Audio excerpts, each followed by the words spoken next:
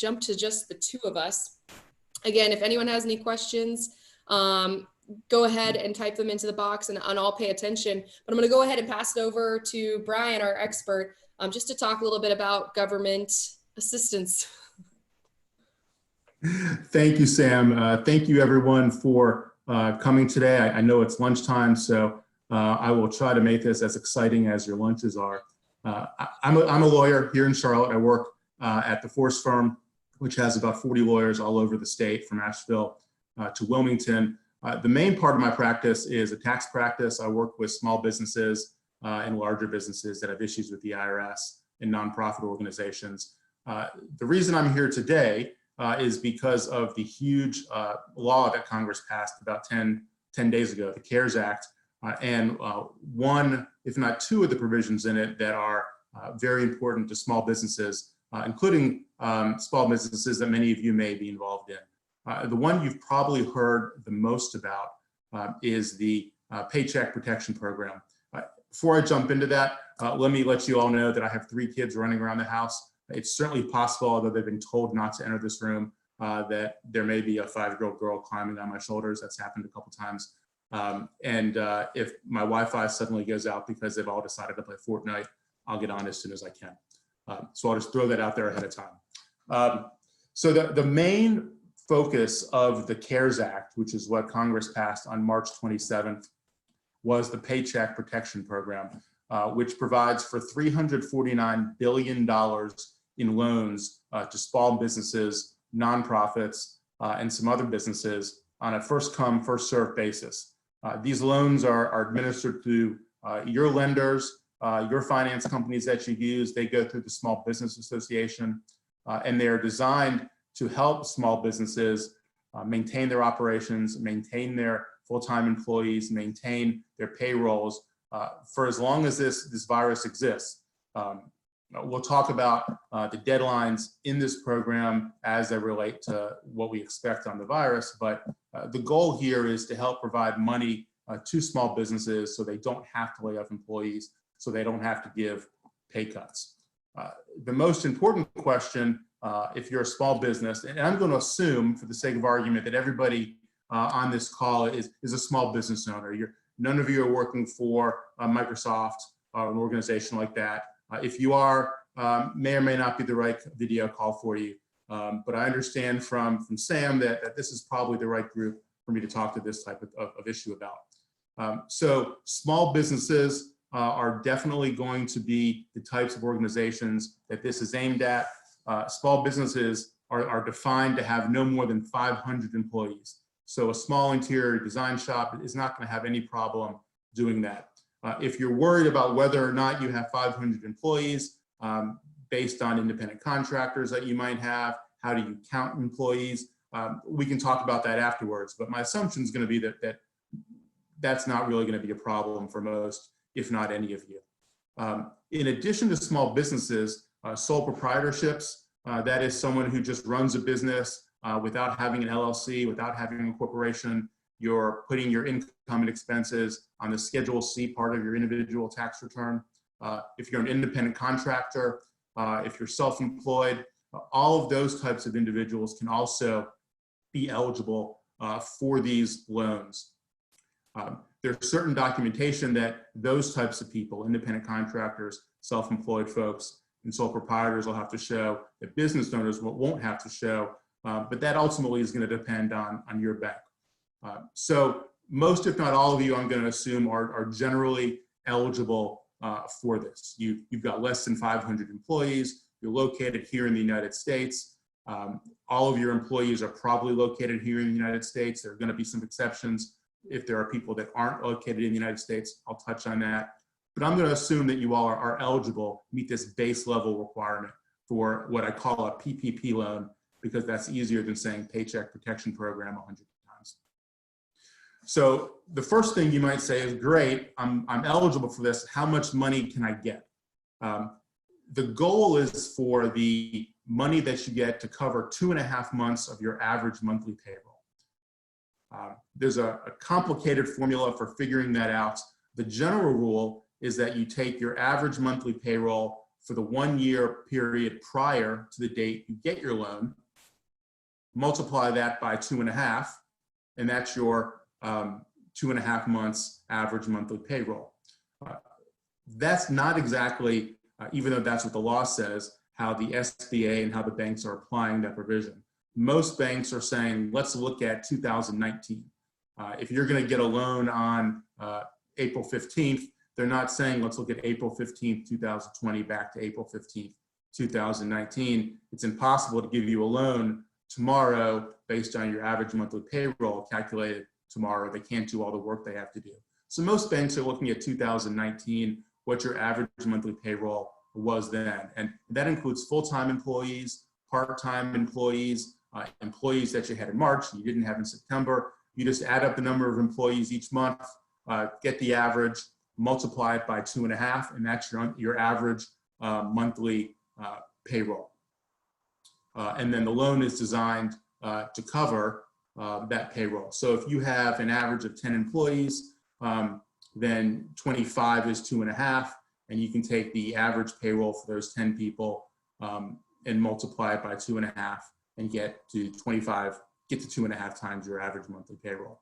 There's an exception for seasonal employees. I'm assuming none of you all are seasonal, but there is also an exception for employers that were not in business last year, from February 15th of last year through June 30th of last year. So if you're a newer business, you won't look at the 12-month period of 2019 or the 12 months prior to getting the loan. You're going to look at your average total monthly payroll costs for the period beginning January 1st of this year, ending February 29th of this year, the first 2 months of the year. And the key, and I've used different language for this in this presentation already, but the key is your payroll costs, not the number of employees, but payroll costs. And I'll get to in a minute what payroll costs mean, but it's one of those legal terms that sounds like it's easy and obvious and you should know what it is. But when you're a lawyer, nothing is easy and obvious. Otherwise, I wouldn't have a job, and none of us would want that. Certainly my kids wouldn't want that. But in no case, no matter what your average monthly payroll costs are, what 2.5 times it are, you cannot get a loan of more than $10 million. $10 million seems like an enormous amount, but imagine all the 400, 450 employee companies that are out there trying to get these loans. It doesn't take too many $10 million employers to eat up $349 billion pretty quickly. If my math's right, that's 349 of those. And this is a first come, first serve loan program. So when the money runs out, the money's gone. I'll get to why that's important for those of you that haven't thought about this before I end. And if I don't, Sam, please make sure to remind me of that. There are certain things that when you get this PPP loan, you can use it for. The statute says there are a whole lot of things that you might want. Payroll costs, and again, I'll have to define what payroll costs are, but payroll costs, costs for group health insurance benefits, paid sick, medical, or family leave insurance premiums, salaries for employees, interest on mortgage obligations if you own the building in which you're operating, rent if you're renting the space in which you're operating, utilities if you're paying for utilities in your space, and interest on any other debts that you incurred prior to February 15th. Those are the things that you have to use the money on.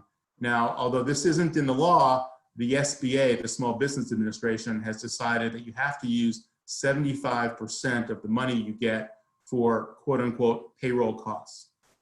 They've just decided that's what they want you to use it for. And that relates in part to the last aspect that I'll get to, is how you can get all this loan money forgiven and not actually have to pay most of it back. So what is a payroll cost? That seems to be the key thing that we're talking about. For employers, so this would be for someone who owns their business, not a sole proprietor, not a self-employed person, but a business owner.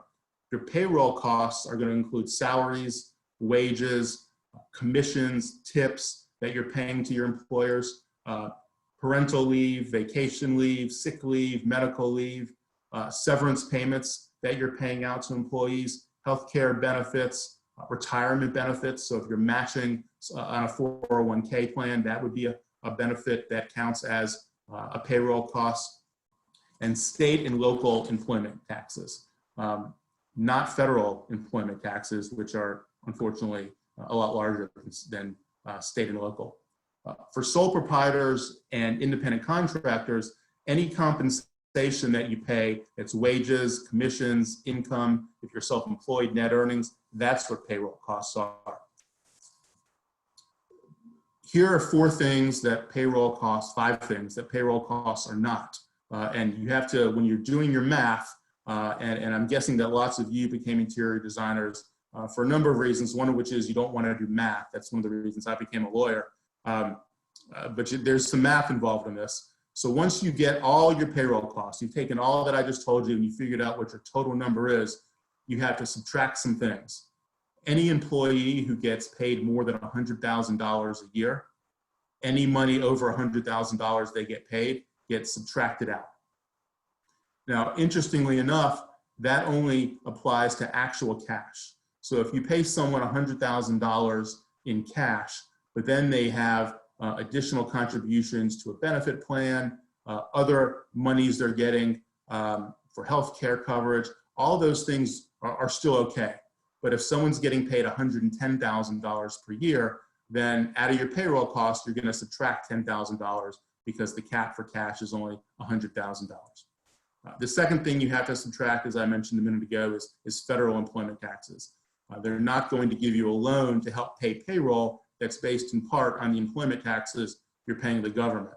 Otherwise, the government's just giving you money so that you can pay the government back that money, and they don't see that as a real good use of their money. The third thing that you have to subtract out is compensation for any employee whose principal place of residence is outside the United States. The key part of that is that their residence is outside the United States. You may well have designers who are going to, and I'm going to make up cities because I've watched design shows, Paris or Milan or I don't know any other cities that do design work, I'm sorry, who are living in those places for a month or 2 months or 3 months at a time. And so they're working overseas, but are they filing United States tax return? Are they filing a tax return for North Carolina, for Wyoming, for Utah? Is their family in the United States? You have to figure out where their actual residence is. If they're going abroad for 3-4 months to see a series of shows or to meet with other designers, that's one thing. If their entire family has gone overseas for 3 years for some type of educational opportunity, then it's very well likely that their residence has changed from the United States to whatever country they're living in, and you would have to subtract their compensation. In addition, you have to subtract out sick leave wages and family leave wages that you're paying to anyone under the previous Coronavirus Act Congress passed, the Families First Act. That act that was passed about 3-4 weeks ago dealt with paid leave, paid sick leave, and paid family leave for people who are sick with the virus, under a government order to stay home because they have the virus, or are staying home to take care of people who are sick from the virus. So that's a whole separate law that I'm not going to get into. It's more employment-based, although there are some tax aspects. But if you're giving people wages because they're under one of those leaves, you have to subtract it out. The government doesn't want to give you money twice, essentially. And then independent contractors don't count. So if you're paying as an employer independent contractors, that doesn't count as part of your payroll costs. Some other notes on this before I get into the forgiveness part. The term of the loan is 2 years. The interest rate is 1%. And there's no payment for 6 months after you get your loan. Obviously, those are pretty good loan terms. Even if it turns out that you're not able to get this loan forgiven, getting a 2-year loan at 1% is not bad. If you put that money into the right type of CD maybe, or other investment, you can probably earn more than 1%, and even paying the money back, you might come out ahead. Something else to know, there's no personal liability here. So the company signs for the loan, but unlike most loans that y'all are probably used to getting, you don't have to sign a personal guarantee. The owners, the shareholders, the directors, none of that. This is just a debt owed by the business, and if for some reason the business doesn't end up paying back to the bank, the government's going to cover the bank's loss.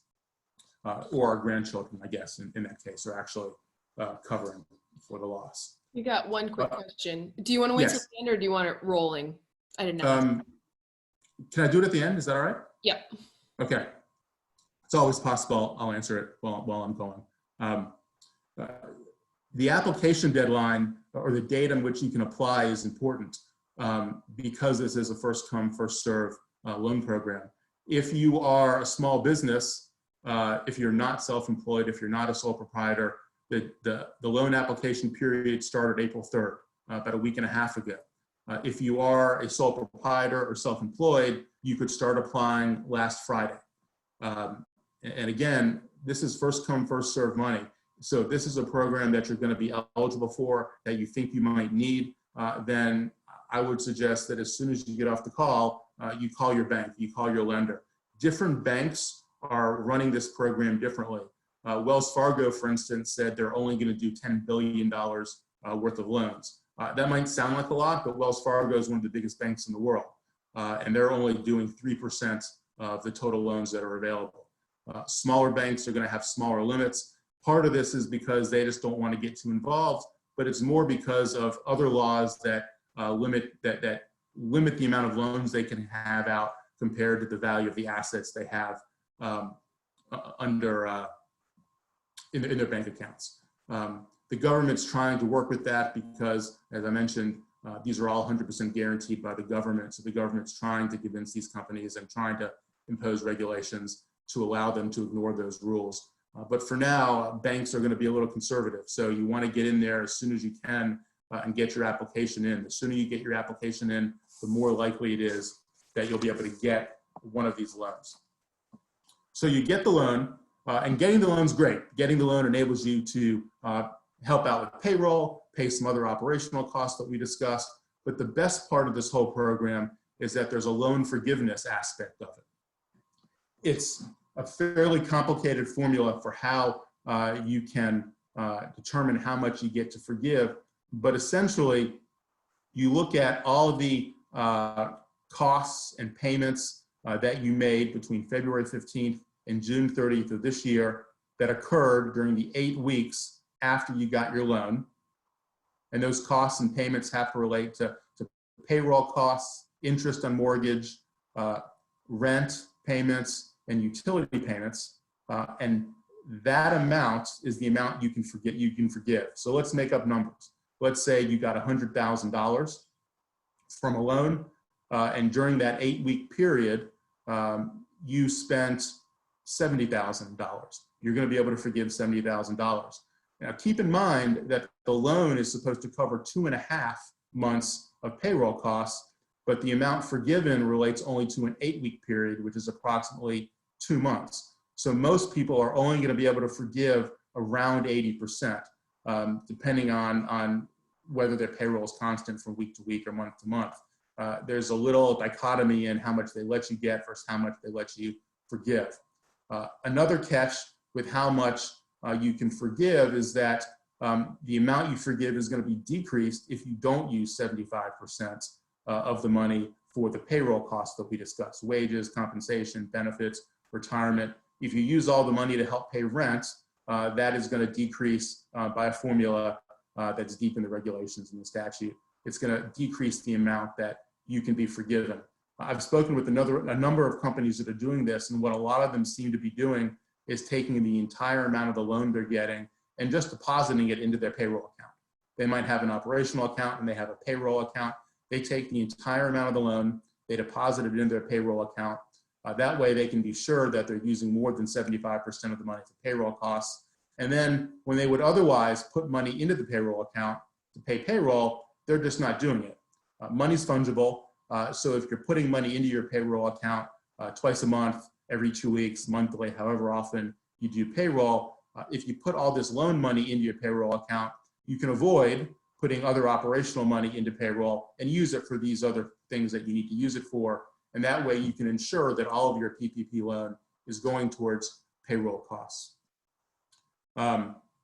You can also have the principal and interest gets forgiven. But again, there's going to be a difference, I think, between the amount that the maximum amount you can get forgiven and the maximum amount you can borrow. Keep in mind that the maximum amount you're allowed to borrow isn't the amount you have to borrow.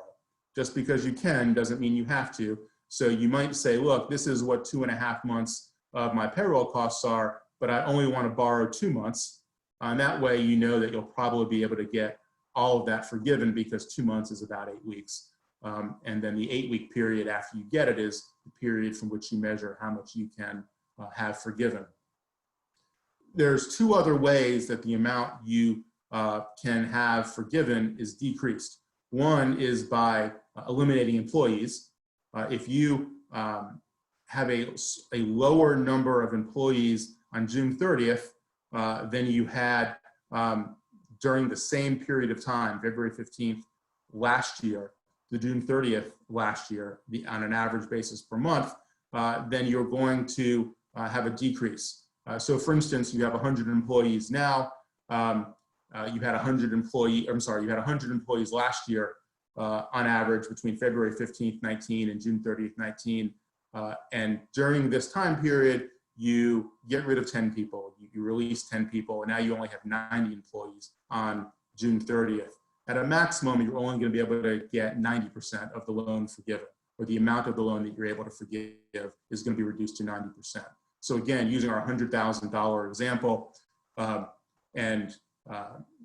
if you're allowed to forgive 80,000 of that, and because you decreased your head count by 10 people, you're only allowed to take 90% of 80%, then you do the math, and I think it comes out to 72% is what you're allowed to forgive.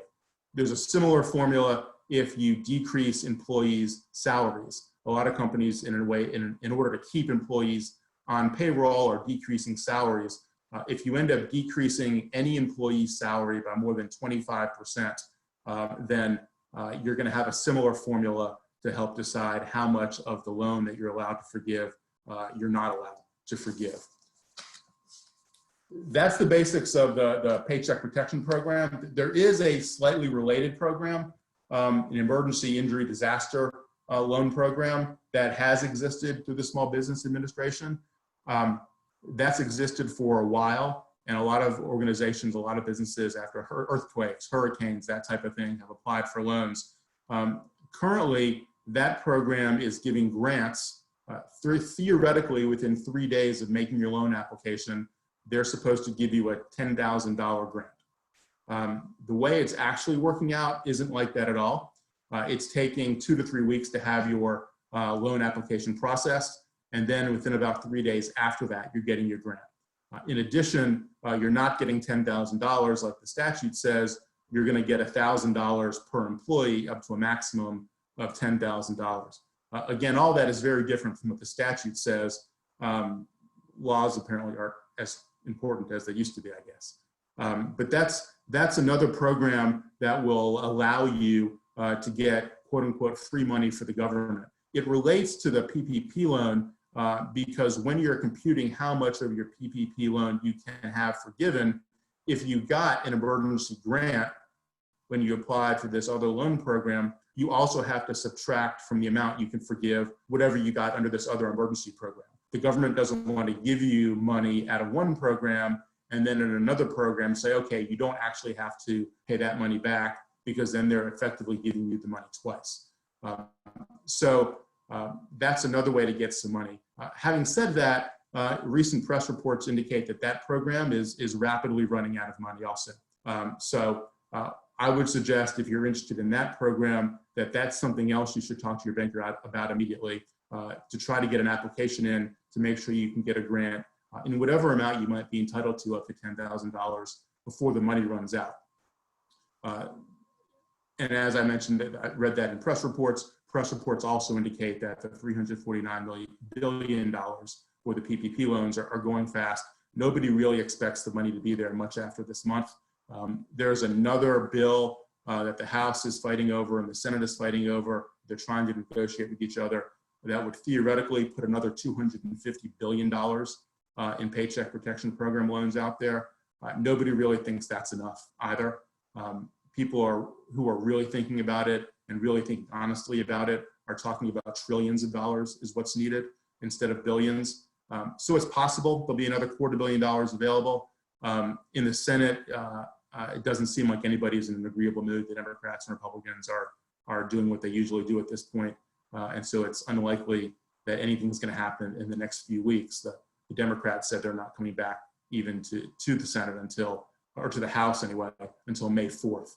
So when this money runs out, there's nothing else really there for at least a few weeks, probably longer. So certainly if these programs are something that look interesting to you, definitely reach out to your banker as soon as possible if you haven't already. Wow, well, that was such a positive note. It is free money, right? I mean, yeah, that's true. Money is good, or worst case, low interest money, but like all piles of free money, it's going fast. Yeah, that's, well, we have a few questions, hopefully Sure. Upbeat questions. Anytime you mention politics, it just nosedives as far as positivity. Also, I should mention that I am the person in the online advertisement for this program. I know I look nothing like that person, but I've taken advantage of the last month to grow a horrifically gray beard and to comb my hair like twice. I think you should take another headshot, and you should decide beard, no beard. That's really. Oh, no. The answer is clearly no beard, and the answer is clearly yes to a haircut. But I'm trusting the beard. That way. It's comforting. All right, we're gonna do some questions. I'm gonna read them out loud. So the first one is: as a business owner, I don't pay health insurance for my employees. I'm an S corp. I pay my health insurance, and my family's out of the business. Can I include this? It's a good question, and the answer is no, because if you're taking, and I'm going to assume from your question you're talking about taking distributions and not salaries. Distributions out of an S corp are not going to be included in payroll costs. You've probably been listening to your CPA, who for years and years has said you want to take as little compensation as you can out of the business because you have to pay multiple taxes, employment tax both ways, social security tax both ways for the employer and the employee. Better to take distributions. Historically, that has often been correct. In this instance, however, because you're doing that, your payroll costs are obviously going to be less if they exist, and so the amount of money you have to qualify for a PPP loan is less. It just happens that the way this is set up doesn't allow for distributions to count as payroll costs. Okay. Next question is, what could be reasons that a loan application is refused? Sure. So there are a number of exclusions that I didn't really go into because they're probably not going to apply here. For instance, if your business is engaged in illegal activity, for instance, if you're selling marijuana, for instance, and this might impact businesses in a lot of different states where it's okay to sell marijuana under state law, but federal law obviously bans it. If that's your business, you're not going to be able to get one of these loans. If you have household employees, a nurse, a nanny, a housekeeper, if those are the people you employ, and maybe you do it out of a separate business to protect your family from liability, those types of businesses don't qualify. There are other limitations for people whose owners are in jail or have had a felony charge recently. Passive real estate owners, people who own vacation homes, for instance, and rent them out, that's going to be a type of business. That's probably not something that's going to impact most or any of you all, but one thing that might are some of the certifications that you have to make when you apply for the loan. You have to certify in good faith that the uncertainty of current economic conditions makes the loan necessary to support ongoing operations. So it may be that you're doing fine and you don't actually need the loan, but you say, hey, Bernhardt said free money, so I'm going to apply. That's true, but if you don't really need it and you certify that you do need it, either the bank that's looking at your financials might say you don't really need it, or even worse,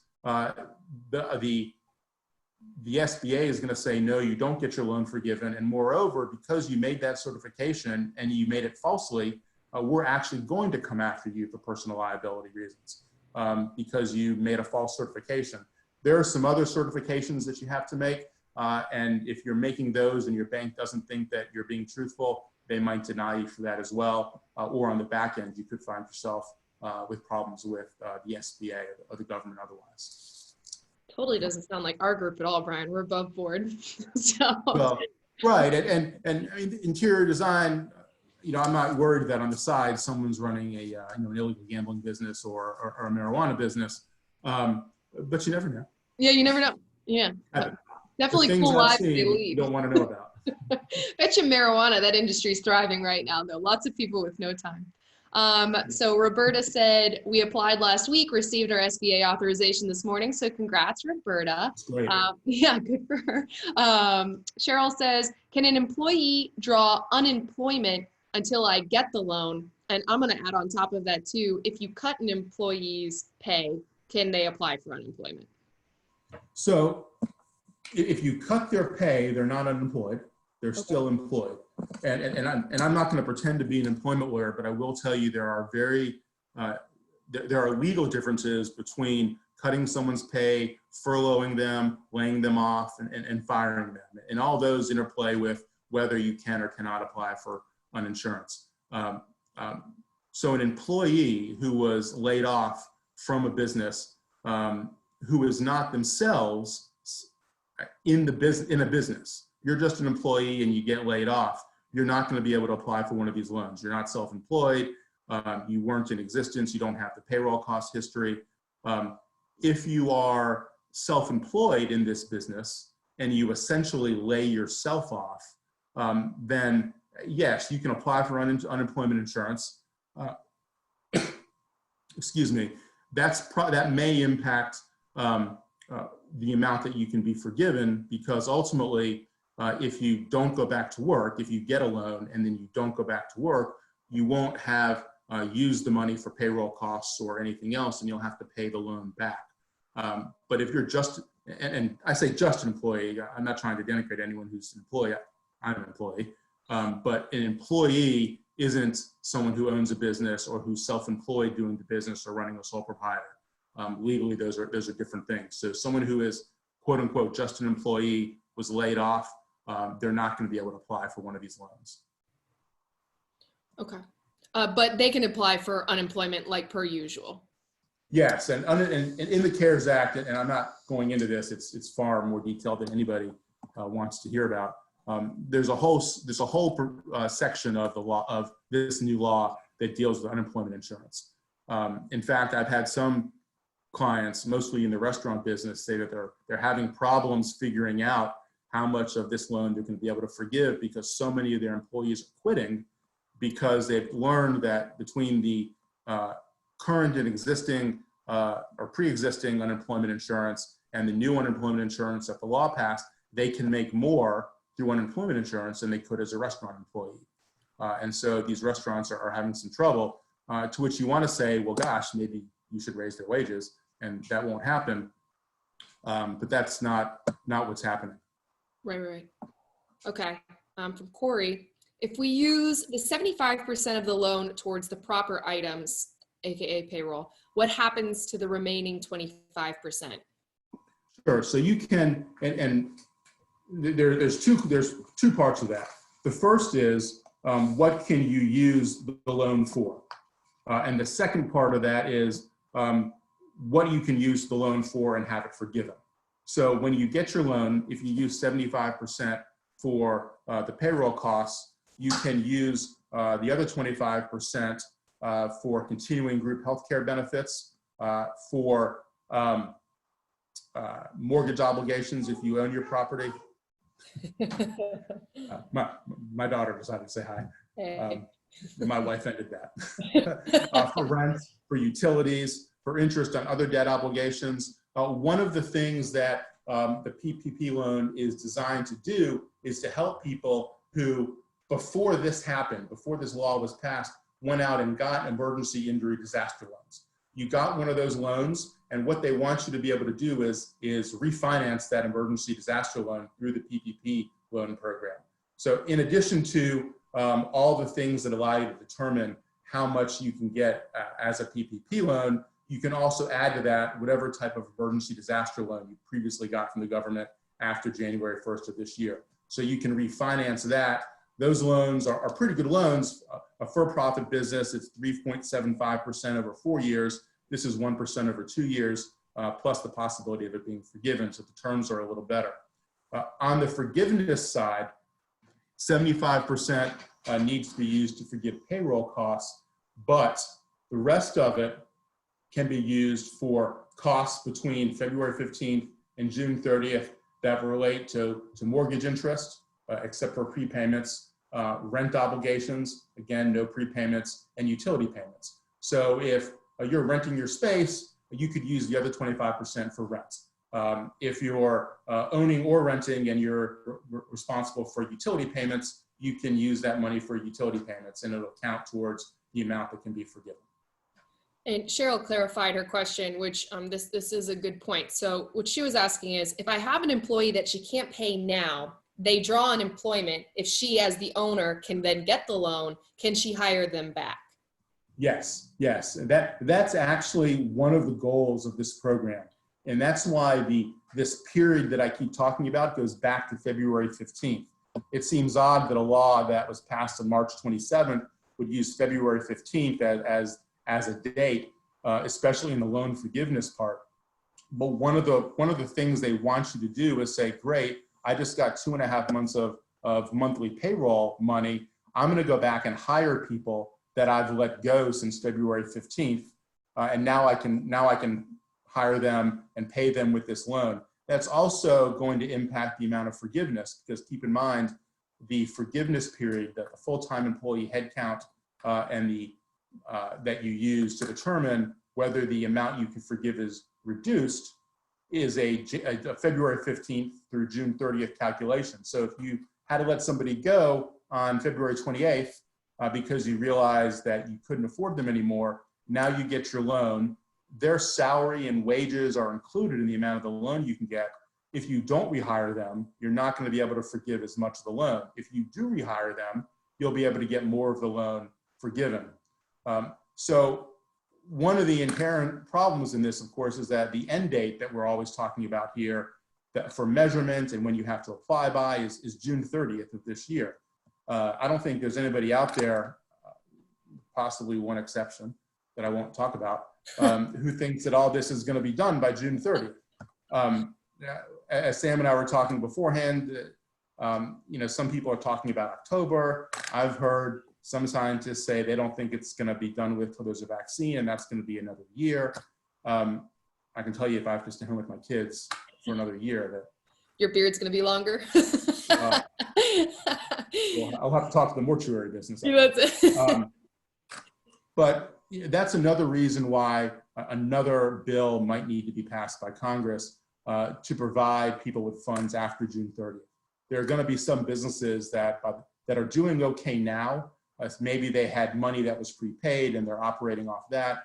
But by the time July comes, they're out of business. I can imagine, without knowing the ins and outs of how an interior design operation works, that you may get paid in stages and that you were paid in a couple stages and some of those payments have already come in and you use those payments to buy the next thing for your client. And suddenly it's April 14th and your client doesn't have the money to pay you either for something that you've gone ahead and pre-bought for them or something that needs to be bought. And so what do? Maybe you finish what you're doing because they're a good customer. Maybe you finish doing what you're doing because you know that they're actually pretty wealthy and the money is going to be there. But meanwhile, you're out of pocket money now. So there's an inherent issue with this June 30th deadline for the last date for applications, this June 30 measuring date for what can be forgiven, the date that'll be way in front of June 30th when the money runs out, and the fact that this virus isn't going to be gone on June 30th. Yeah. Hopefully it will, but no guarantees, and in all likelihood, probably not. So this is the last question, and we have to answer it rather quickly because our next session is going to start soon. But this is also a question that I was going to ask you too, which is Rob has been waiting on Chase Bank, who's their regular banker, and isn't getting a response. Should they try a smaller bank or a different bank? So this is a problem. Most banks are only doing these loans with their existing customers. So a small banker somewhere else may or may not want to work with you because they're working 24 hours a day with their existing customers. The problem with some of the bigger banks and smaller businesses is that you may well be a small fish in a very, very big pond. And even though we're talking about small businesses, Rob, I don't know how many employees you have, but let's say you have 25 employees. If your bankers, other clients, other customers, all are 400 employee businesses, you're probably in line behind them, and he's working with them because he sees those as better customers. I would suggest to you that if you have contacts at smaller banks, community banks, that you find a way to talk to them, and you make sure they know up front that you'll be more than happy to move all your banking over to their bank. I don't see any banker taking time away from current customers to do work for non-customers. So I think that you should certainly reach out to another banker, but make sure you're willing to move your money that day, open up the accounts that day and start moving money if they're able to start working with you. I think that's the way it's going to happen. Excellent. Thank you so much, Brian. And is there a verbally easy way to tell them how to get in touch with you? Sure. I'm sorry. I don't have any slides because I don't like PowerPoint. I can email it to you. Yes. Well, the easiest way to find me is at my law firm website. It's www.forrestfirm.com, 2 R's, Forrest, firm.com.